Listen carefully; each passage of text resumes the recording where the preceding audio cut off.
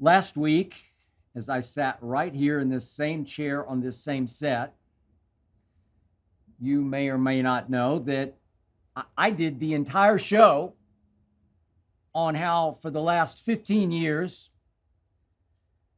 Charles Barkley has said many, many times on many, many different TV shows that he'd like to kill me simply because of what I say on TV about LeBron James or Aaron Rodgers or whatever sports issue of the day we might be debating.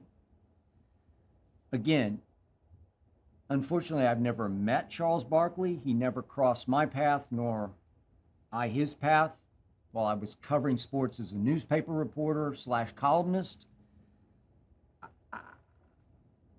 I don't know of any instance in which I've criticized him and somehow made him mad. There's no backstory here. There's no untold story of some personal beef I've had with Charles Barkley. There is none of the above. I'm pretty sure Charles wants to kill me only because of what I say on TV about other sports stars, not about Charles Barkley. But as I strongly made the point, I honestly, from my heart, I don't care what Charles says about me. I do. I like watching him on TV, but I say it again. I've never lost any sleep over Charles saying, for instance, once about me, that if he got a terminal disease, he would like to kill me on live TV and leave nothing but my DNA sample. Fine. But my wife has not been fine about all of the above. My wife has been horrified by Charles Barkley using the K word, the kill word about me. She has lost lots and lots of sleep. Her name is Ernestine. She's been haunted and tormented and ultimately extremely angry over all of the above, as I told you last week. And the amazing thing that happened was that there was some fallout through the last couple of days after the couple of days right after we posted, I guess, on Thursday morning, last week's episode 9 podcast about Barkley. But it wasn't until this past Sunday night that Ryan Glass-Steagall of the New York Post wrote a big piece, a long piece, just about Ernestine's reaction to Charles. And it caught internet fire. And before I knew it, everybody had written about Ernestine versus Charles, talking about Yahoo, Huffington Post, on and on and on. And I was astounded by the second wave of reaction, which was much stronger than the first wave, featuring Ernestine versus Charles. I'll read you some of the New York Post story by Ryan Glass-Steagall, quoting me from last week's podcast.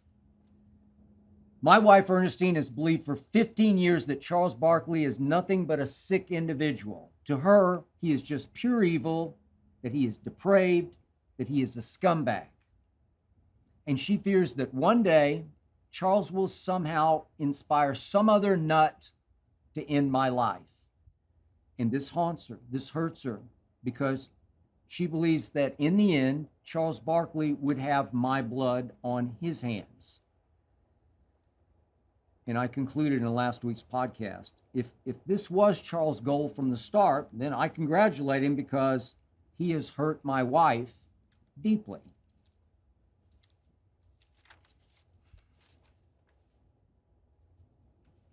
This you have to know about my wife, Ernestine. She is one of a kind.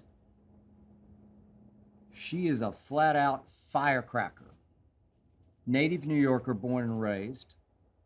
She will take nothing off nobody, including me, but she will defend me to the death with all of her heart and all of her soul and all of her might.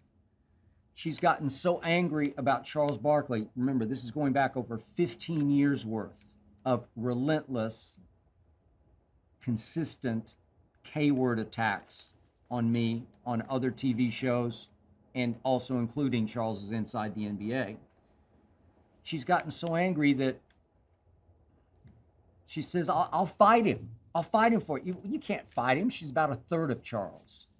She's strong. She's in great shape. She's about a third. Well, I'll figure out a way. I'll fight him. She's serious.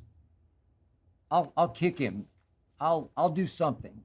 No, you won't. You won't. No, just calm down. She gets so frustrated because she's an impulsive, compulsive doer. She wants to fix it. As she says, she's like the mother to the world. And she's kind of a mother to me. And she can be a mother when she loses her temper. And she's lost it so many times at Charles without having an outlet to express it, to fix it, to do it, to defeat it. And it has driven her crazy until now. Craziest thing happened. After that Sunday/Monday onslaught of reaction that hit the fan, featuring her, I at first feared that she'd say, oh no, here we go again. Some nut will take this cue from Barkley and ... No, I didn't get that reaction at all. I got this reaction. My wife, Ernestine, loved this. As she watched it take hold and then take off, she finally got a measure of satisfaction that her side of this was finally actually hitting the national news cycle. And she began to get calls from, we're here in LA, from LA to New York. She has so many friends in New York. Everybody was intrigued. Everybody was interested. How do you feel? What are you doing? How does this make you feel? And she came to me yesterday and she said, you know, I think finally that he'll at least have to apologize for this. And I just shook my head and I said, no, he won't. Trust me, he won't have to apologize. Well, Turner's going to make him apologize. She's very media savvy. Turner's got to make him apologize because he looks so bad over all this. No, Turner won't make Charles Barkley, can't make Charles Barkley do anything. Certainly apologize to me. And she said, yeah, but doesn't he look so bad? He doesn't care. Trust me, I told her, don't count on this. Don't bet on this because you will lose. And I told her, you better be prepared. This could just escalate all of the above as it has before when, as I said in last week's podcast, I went to an ESPN executive to go to a Turner executive just for her to say, hey, Charles, rip and slash all you want. I don't mind the criticism. I say bring it on. I just don't like the K word for her sake. That's all.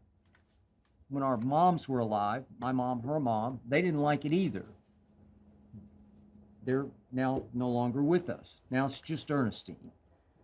And yet, in the end, she feels some measure of satisfaction that I don't feel.